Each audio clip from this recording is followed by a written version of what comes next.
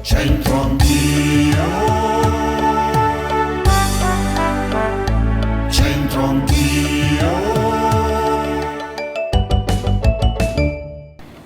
Un nuovo appuntamento con Centro Anch'io speciale C'era una volta, grazie a tutti, ben trovati qui su Teletutto. Oggi iniziamo la puntata raccontandovi questo oggetto che insomma basta guardarlo e capite immediatamente cos'è la lanterna. Lanterna o lucerna? Lucerto. Lucerto è un'altra cosa.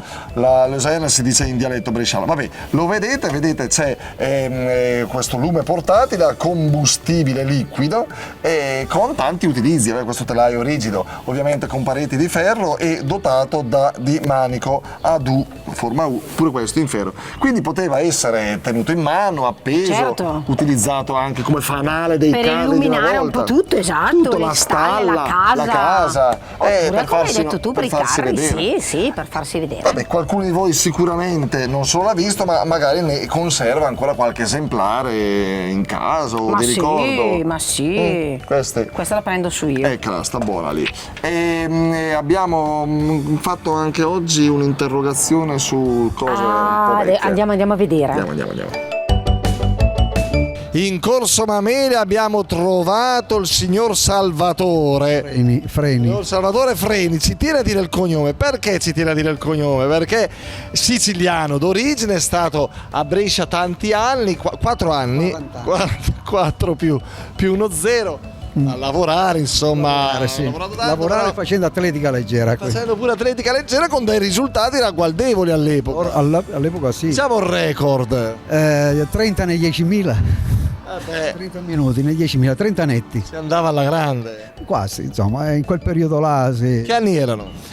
Gli anni 70, dagli 70 agli 85. Andate a ritrovare i ritagli di giornale, che lo ritrovate, lo rivedete. Adesso per quartiere una volta anche. Per ricordare i vecchi fasti, ricordiamo anche i vecchi mestieri, o perlomeno i vecchi attrezzi in uso una volta. Vabbè, forse questo anche in Sicilia si sarà utilizzato, penso proprio di sì, perché voglio dire, anche da quelle parti c'erano le lame da affilare. Ti sto aiutando, Salvatore. Sì, dove si affilano le lame, muleta praticamente, il muleta. Sì. Quindi il nome qual è? È Molo o Rasegot?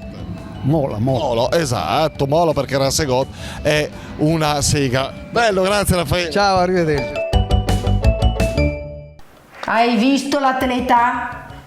Il Curma, e sai anche cosa lira la Molo? Sì, la Melo, bravo. la Molo. La Molo, che Melo, vuoi sapere? La Melo, per affilare le lame. È stato bravissimo il nostro e atleta. questo che è invece? Dai, sì. Allora, no, magari per verticale è insomma, ecco, è più facile individuarlo in orizzontale. Così. La spina della botte. In pratica una cannella di legno con un semplice meccanismo di apertura e chiusura che è inserito in un foro della botte e consente di spillare il vino.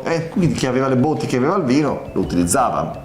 No, che bravo, no, se ne da ascoltare. Tu lo ricordi, l'hai mai visto? Ma sinceramente no, sono giù da me. Sì, perché tu vai a acquistare il vino già imbottigliato. Già nelle bozze.